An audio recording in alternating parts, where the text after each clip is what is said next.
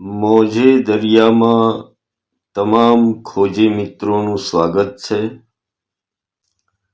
કોઈ ગુરુ નહીં, કોઈ શિષ્ય નહીં, મિત્ર ભાવથી મોટી કોઈ મોજ નહીં. એવી આપણી ચેનલને સબસ્ક્રાઈબ, લાઈક અને સંબંધી તેમજ મિત્રોને શેર કરવા વિનંતી. મિત્રો, ધ્યાનમાં આગળ જેમની પ્રગતિ થઈ છે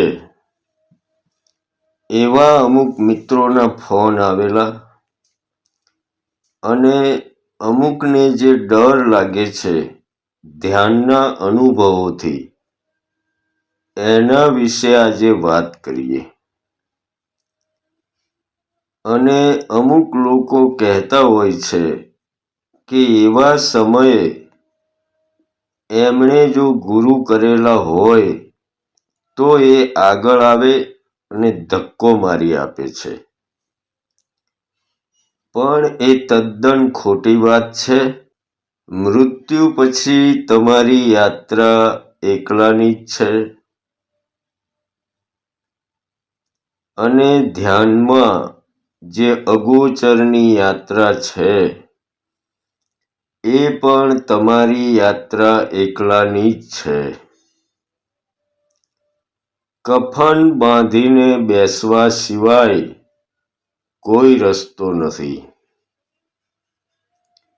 ગુરુઓ આવા જૂઠ્ઠા આશ્વાસન શું કામ આપતા હશે એ મને પણ ખબર નથી પડતી. પણ આ જ સત્ય છે કે કોઈ નથી તમારી પાસે, છતાં તમારે એ જંગલમાંથી પસાર થવાનું છે. અને નહીં થાવ તો પણ એક દિવસ શરીર છોડીને જ્યારે જશો ત્યારે પણ નિપટ એકલા જ હશો. મિત્રો, આજકાલ કેન્સરનું દુઃખ મોટા ભાગે ઘણાને હોય છે.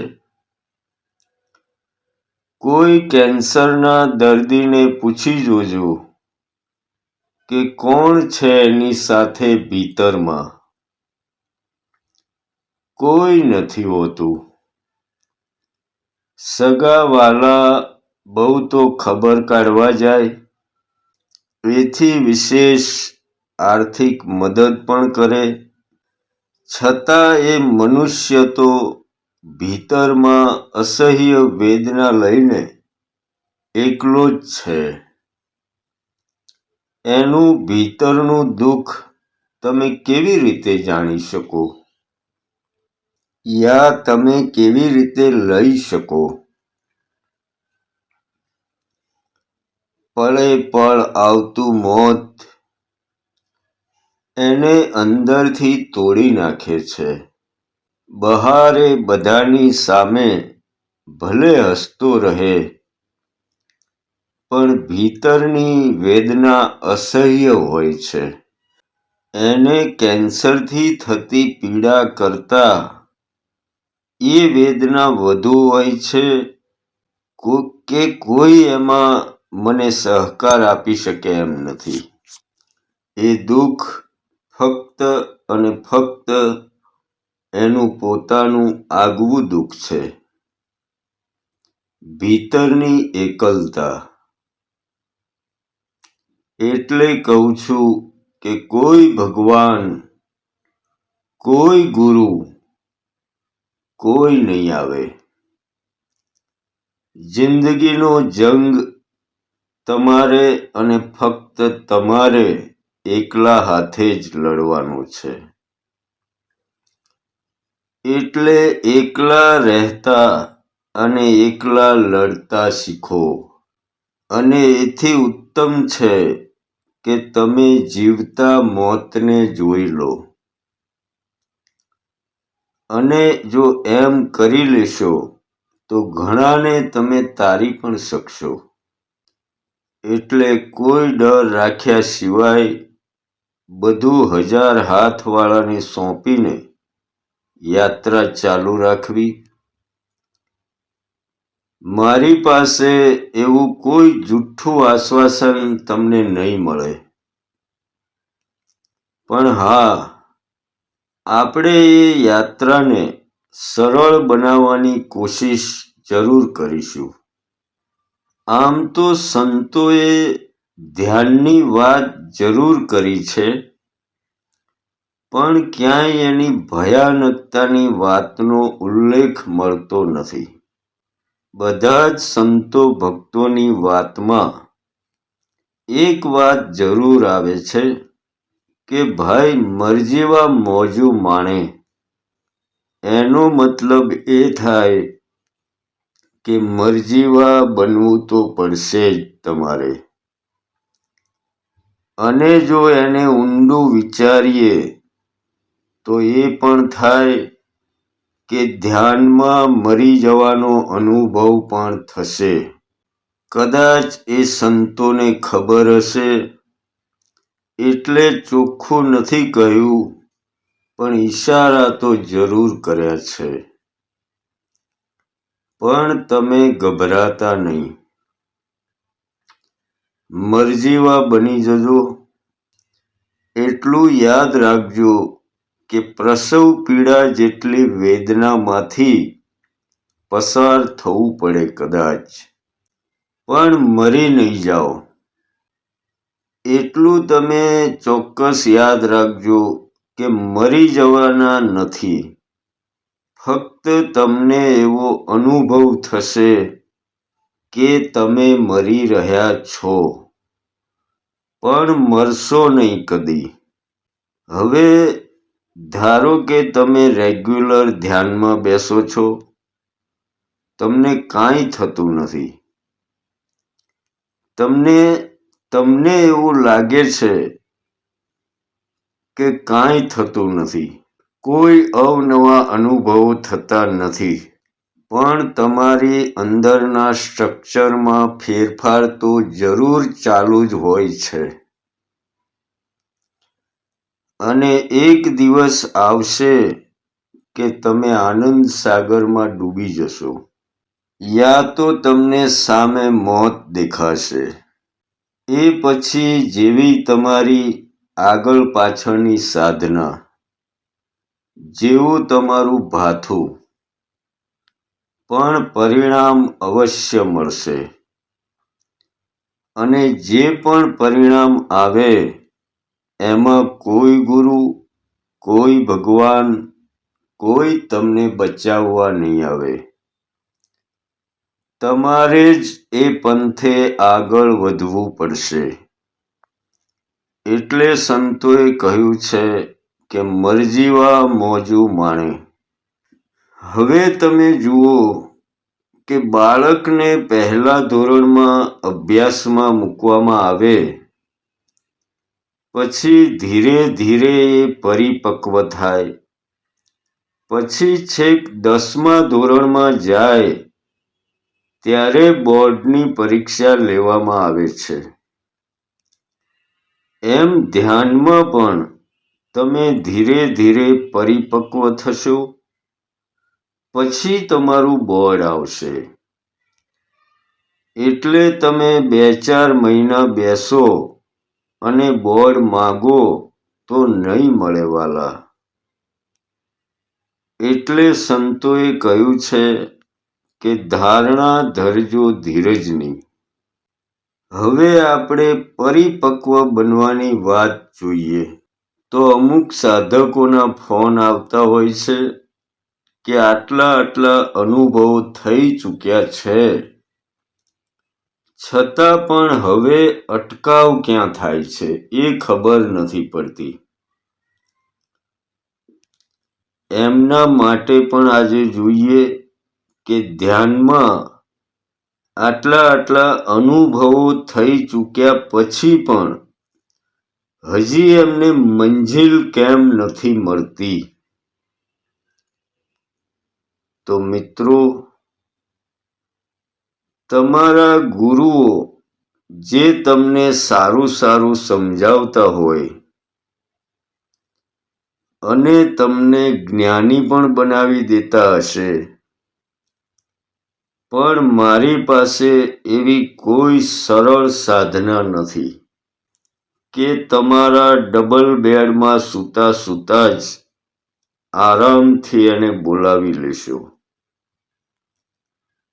ડબલ બેડનો પલંગ હોય, ઘરમાં એસી ચાલતું હોય, છતાં તમારી ઊંઘ હરામ થઈ ગઈ હોય, ત્યારે એ મળે વાલા. બાકી કોઈ કથા વાર્તા સાંભળી લીધી, કોઈના સત્સંગમાં જઈ આવ્યા, 2 કલાક પૂજા આરતી કરી લીધી, એટલે તમે મનુષ્ય નથી બની જતા. અને જો એ બધું સાંભળવાથી જ તમે જો મનુષ્ય બની જતા હોય, તો આજે જે કાંઈ આ ક્રિમિનલ ઘટનાઓ બને છે, ક્યારની બંધ થઈ ગઈ હોય. પણ એ બધું ચાલુ છે અને પાછું વધતું જ જાય છે. માણસ વચ્ચેની ખાઈ પુરાવાની જગ્યાએ મોટી થતી જાય છે. એનો મતલબ જ એ છે કે એનાથી તમારામાં કોઈ પરિવર્તન આવ્યું નથી. હા, ઘેરથી કપડાં વગર નીકળેલા આ બાવાઓ એસી હોલમાં પ્રવચન આપતા થઈ ગયા છે અને ફાટેલા કપડાવાળા સાધુઓના નામ મોટા મોટા આલિશાન આશ્રમોની ઉપર ટીંગાઈ ગયા છે. એમની હાલત જરૂર સુધરી છે, બાકી સામાન્ય માણસ ઘેટા બકરાની યોનિમાંથી બહાર જ નથી આવ્યો.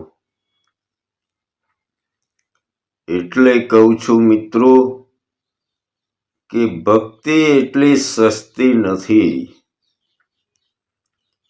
સંતોએ કાંઈ અમસ્તા કીધું હશે કે ભક્તિ ખાડા કેરી ધાર. યાદ રાખજો, માથું મૂક્યા વગર મનુષ્ય નહીં બની શકો. હાલ તમે એક પ્રાણી યોનિમાં જ છો. ફક્ત તમારો દેહ મનુષ્યનો છે એટલું જ. તમે સાચા અર્થમાં મનુષ્યતાને નથી મેળવી શક્યા વાલા. તો એના માટે પહેલાં તો તમારે ધીરે ધીરે મટવા તરફ કેમનું આગળ જવું એ સમજવું પડશે. તો તમે આ પંક્તિઓ ઘણી જગ્યાએ સાંભળી હશે કે તુહી નામ તારણ સબે કાજ સારણ, ધરો ઉનકા ધારણ નિવારણ કરેગા. નથા દાંત વાંકુ દિયા દૂધ માકુ, ખબર હૈ ખુદા કુ સબર જો ધરેગા. तेरा ढूंढ सीना मिटे दिल का कीना, जिन्हें पेट दीना सो आपे भरेगा. मुरादम कहे मुकद्दर के अंदर, जिन्हें टांक मारा ना टारा टरेगा. એમાં મિત્રો આપણે 2-4 પંક્તિ જ કામની છે. तेरा ढूंढ सीना मिटे दिल का कीना, तेरा ढूंढ सीना मिटे दिल का कीना. અને છેક છેલ્લી પંક્તિ કે મુરાદમ કહે મુકદ્દર કે અંદર, जिन्हें टांक मारा ना टारा टरेगा. तेरा ढूंढ सीना, सीना यानी जिगर, તારી અંદરનું જીગર હૃદય અને ભીતરની ભાળ. તેરા ઢૂંઢ સીના મીટે દિલ કા કીના. ભીતરમાં શોધીશ ને તો આજ સુધીનું બધુંય તારું કરેલું મટી જશે. તેરા ઢૂંઢ સીના મીટે દિલ કા કીના. જે કાંઈ કર્યું એ બધું જ મટી જશે. કોરું કાગળ બની જઈશ. પણ એના માટે ભીતરમાં તમારે શોધવું પડે. તેરા ઢૂંઢ સીના. તારા હૃદયની અંદર ઉતરીને જો. મુરાદમ કહે મુકદ્દર કે અંદર, जिन्हे टाक मारा न तारा टरेगा. આ બહુ અગત્યની વાત છે મિત્રો. તમારા લલાટમાં જે કાંઈ ટાંક મારીને મોકલ્યા છે, जिन्हे टाक मारा ना तारा टरेगा, એ જેણે પણ ટાંક મારી છે એ કદી ટાળી ટળશે નહીં. જેણે પણ ટાંક મારી છે એ કદી ટાળી ટળશે નહીં ભાઈ. તો આપણે શું કરી રહ્યા છીએ યાર? સંતોએ કહ્યું છે એ મુજબ એવું લાગે છે કે તમારું જીવન પ્રી પ્લાનિંગ છે, યાને પહેલેથી નક્કી થયેલું છે. યાને કે સ્ક્રિપ્ટ પહેલાથી તૈયાર જ બનાવી દીધેલી છે કે આવું આવું તમારા જીવનમાં થશે. તો પછી ચિંતા શેની છે? આપણે રત્તીભર બદલી શકવાના નથી. તો પછી જીવો જેમ એની મરજી, જ્યાં લઈ જાય ત્યાં. જે કરાવે એ, સુખે રાખે તો એમ, દુખે રાખે તો એમ. તમે ફરિયાદ કરો તો પણ કોઈ સાંભળવા વાળું નથી. કારણ કે રંગમંચ રેડી છે. તમારે તો ફક્ત તમારું પાત્ર ભજવવાનું છે.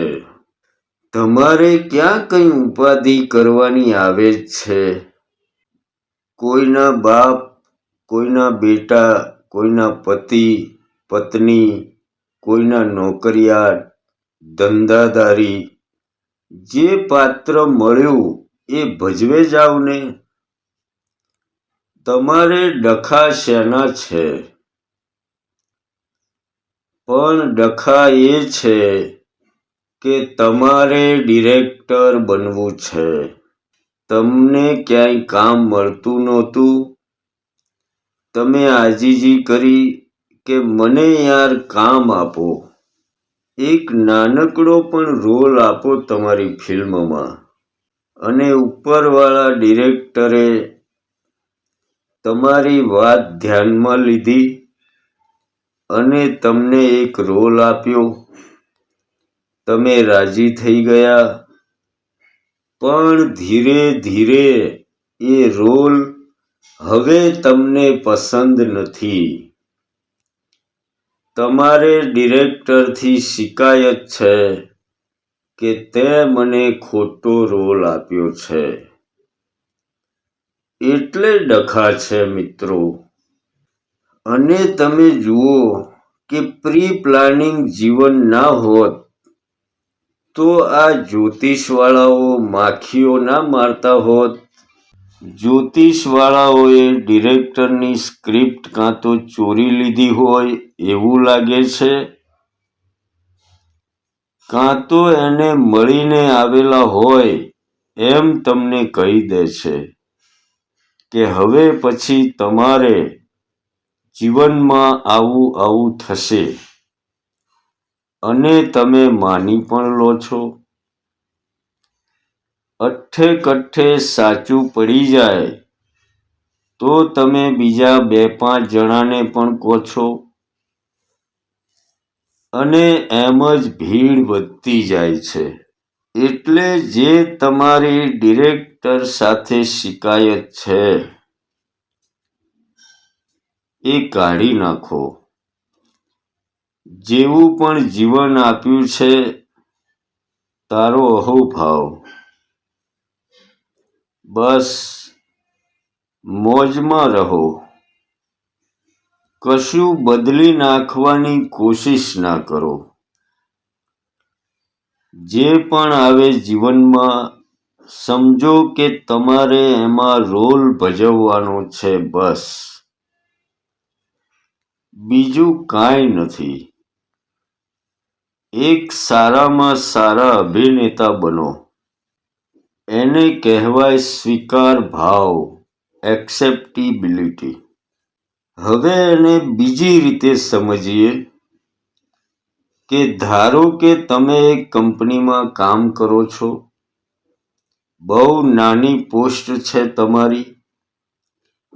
પણ જો તમે સંપૂર્ણ વફાદારીથી એ કામ કરો તો ધીરે ધીરે તમને પોસ્ટ મોટી મળશે, તમારું પ્રમોશન થશે અને હજી તમે મહેનત વધારે લગનથી કરો,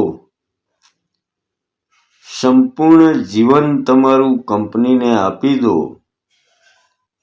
તો કંપની તમને મેનેજમેન્ટની બોડીમાં પણ લઈ લે અને પોસિબલ છે કે તમે પોતે એક દિવસ કંપનીના માલિક પણ બની શકો.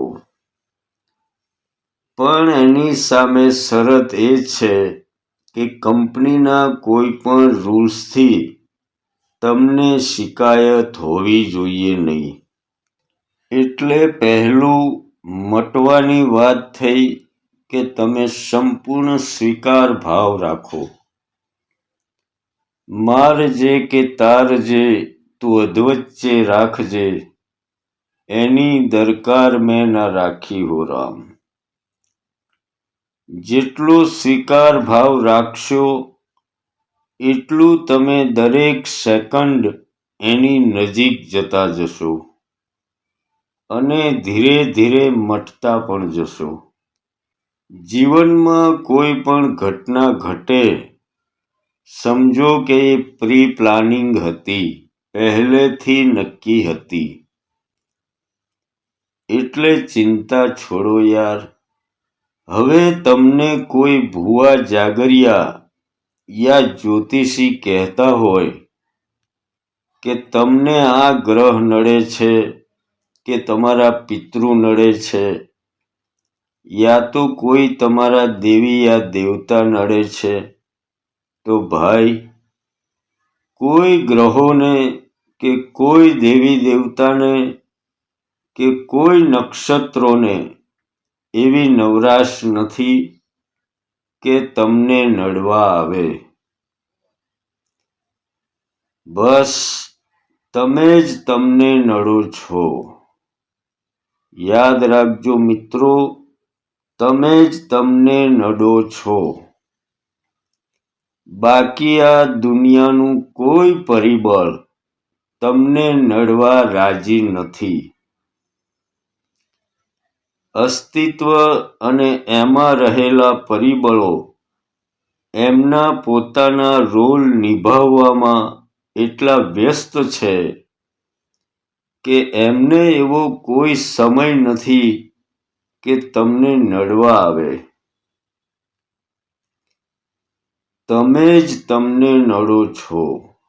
તમે બાજુમાં હટી જાઓ એટલે બધું સીધું ને સરળ જ છે. તમે નથી પછી જગત પણ ક્યાં રહે? પછી ક્યાં વચ્ચે આવે તમારા પૂજાપાઠ, ગ્રહો નક્ષત્રો, ભાષા ભાવ ક્રિયા શ્રદ્ધા વિશ્વાસ બધું હોલવાઈ જાય. બસ યાદ રાખો, તમે જ નથી પછી જગત ક્યાં છે? કરી જુઓ, એ પછી જુઓ કે જીવન મોજે દરિયા જ છે. હવે ધ્યાનમાં જેમને બિહામણા અનુભવ થાય છે એમને કહેવાનું કે અનુભવ કરવા વાળો હાજર છે એટલે અનુભવ થાય છે. એને મૂકી આવો ક્યાંક બહાર, એમાં પણ તમે જ તમને નડો છો. તમારે તમારું હોવાપણું મટાડવું નથી એટલે બધા ડખા છે. જ્યારે તમને કોઈ મોત જેવો અનુભવ થાય ત્યારે સમજો કે તમે જ નથી તો મરવાનું કોણ છે? એક મિત્રનું કહેવું હતું કે પ્રાણ નીકળી જાય એવું થઈ ગયેલું. નાભીમાં એકદમ સબાકા લાગવા લાગેલા. પણ છતાં તમે જીવવાની હામ મટાડતા નથી. એટલે એ બધું છે ભાઈ. યાદ રાખો કે કોઈ પણ નદી દૂર ઊભી દરિયાને મળી લેવાની ઈચ્છા રાખે તો એ કદી બનશે નહીં. એને સાગરમાં વિલીન થવું જ પડશે. જ્યાં સુધી એ દૂર ઊભી છે ત્યાં સુધી એ નાનકડી નદી જ છે. પણ જો એ હિંમત કરીને પોતાનું અસ્તિત્વ મટાડીને એ જો સાગરમાં છલાંગ લગાવી દે, મટી જશે, મરી જશે, ભસ્મ થઈ જશે, લય વિલય થઈ જશે, તો એ પછી નદી નહીં રહે, એ સાગર બની જશે. તો સમજ્યા મિત્રો કે તમે છો તમારું હોવાપણું છે એટલે તમારા અનુભવો છે. હવે મટી જવાની એક બીજી પણ વિધિ જોઈ લઈએ કે જ્યારે પણ તમે નવરા હોય યા તો રાત્રે ઊંઘવા જાઓ ત્યારે તમે તમારી અંદર તમારું હોવાપણું શોધો. ક્યાં છો તમે? તમે મટી જવા કોશિશ કરો અને એના માટે આખા શરીરમાં એને શોધો કે તમે ક્યાં છો. એવો કયો પોઈન્ટ છે જ્યાં તમે રહો છો અને જ્યાં પણ તમારું હોવાપણાનો પોઈન્ટ મળે એનો છેદ ઉડાડી દો. તો ધીરે ધીરે તમને લાગશે કે તમે અનંતમાં ફેલાઈ રહ્યા છો. અને જો સેકન્ડના 1000મા ભાગમાં પણ તમે મટવાની સેકન્ડમાં જીવી ગયા તો એક કંપારી છૂટી જશે તમારા શરીરમાં. પગના અંગૂઠાના નખથી લઈને માથાના વાળ સુધી એક ઝણઝણાટી જેવી કંપારી છૂટી જશે. ધીરે ધીરે એ કોશિશ રોજ કરતા જાઓ એટલે તમને મટવાની ખબર પડતી જશે કે હા આમ મટાય. એવું જરૂરી નથી કે તમે ધ્યાનથી જ પહોંચી શકશો. જો તમે આગળના જન્મના અખરા હશો તો 1 સેકન્ડમાં પણ પહોંચી જશો. એકદમ સીધો ને સરળ રસ્તો છે. આ કરશો એટલે તમને તમે યાદ આવશો, જગત યાદ આવશે અને પછી જગતનો છેદ ઉડાડી દો. તમે ક્યાંય ચાલતા જતા હો તો પણ એવું માનો કે જગત નથી અને હું પણ નથી. એને જો બીજી રીતે સમજવું હોય તો ધારો કે તમે ઓફિસ યા તમારા કામથી ઘેર જવા નીકળ્યા હોય સાંજે અને રોડ ઉપર ટ્રાફિક એકદમ જામ થઈ જાય, તો તમે કદી એવું વિચારો છો કે ચાલો યાર બહુ ટ્રાફિક છે, આજે તો બીજે ક્યાંક જતા રહીએ? ગમે એટલું ટ્રાફિક હોય તો પણ તમે રાહ જોઈને ઊભા રહેશો અને તમે તમારા ઘર તરફનો રસ્તો જ પકડશો. પણ આશ્ચર્ય એ છે કે જ્યારે તમે પરમાત્માના ઘર બાજુ યાને કે તમારા નિજના ઘર તરફ તમે જ્યારે વળો છો અને તમને ટ્રાફિક દેખાય છે, એટલે તમે તમારું વાહન બીજે વાળી જ લો છો. આ નિજના ઘેર જવામાં તમને એમ નથી થતું કે ગમે એટલી રાહ જોવી પડે પણ રસ્તો બદલવો નથી? ખબર નહીં આ ઘર તમને કેમ એટલું યાદ નથી આવતું. અને જ્યારે તમે ટ્રાફિક જોઈને તમારા વાહનની દિશા બદલી નાખો છો, ત્યારે ઉપરવાળાએ તમને રખડું અને ભટકેલ સમજીને પાછા ક્યાંક ને ક્યાંક તમને ફેંકી દીધા છે. જ્યારે તમે અંતિમ શ્વાસની ઘડી આવે અને તમારે ના છૂટકે એ ઘર બાજુ જવાનું થાય છે, ત્યારે તમને ઉપરવાળો વચ્ચે જ અટકાવી દે છે કે એને ઉપર ના આવવા દેશો, એ તો ગમે ત્યાં શોધી લેશે એનું ઘર. એને રસ્તો બદલવાની ટેવ પડી ગઈ છે. એને ઘેર ના આવવા દો, ફેંકી દો એને ગમે ત્યાં ને ત્યાં જ. અને પાછા તમને અહીંયા ફેંકી દેવામાં આવે છે. ભગવાનને ખબર જ છે કે તમને તમારા ઘરથી કાંઈ લેવા દેવા નથી, એટલે એ તમને અહીં ને અહીં જ ક્યાંક ફિટ કરી દે છે. નિજ ઘરની તલાશ કરો, કારણ કે નાઝીર સાહેબની એક પંક્તિ છે કે આમ બીડાશે નયન કોને ખબર,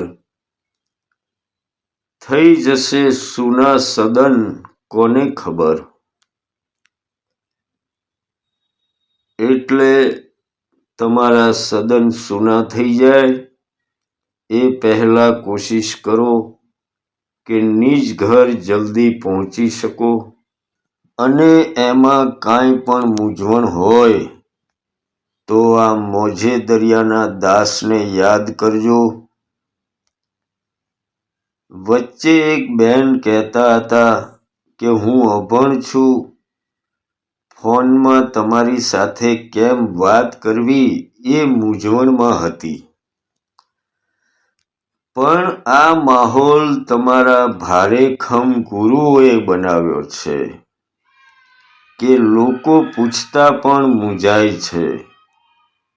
પણ મારી સાથે એવું રાખવું નહીં, કારણ કે આપણે કોઈ મોટા મહામંડલેશ્વર યા કોઈ મોટા સંત મહાત્મા નથી.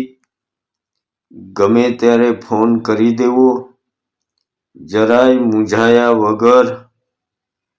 મારી અંદરનો અલખ એને જે યોગ્ય લાગશે એ જવાબ આપશે તમને.